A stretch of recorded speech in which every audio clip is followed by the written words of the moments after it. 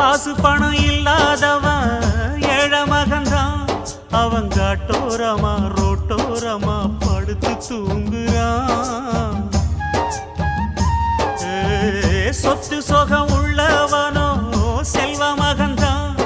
அவன் பஞ்சு மெத்த போட்டிருந்தும் முழிச்சு ஏங்குறான். எது மற்ற பேர்களுக்கு ஏது கவலை? 4 காசு வச்சிருந்தா 100 கவலை.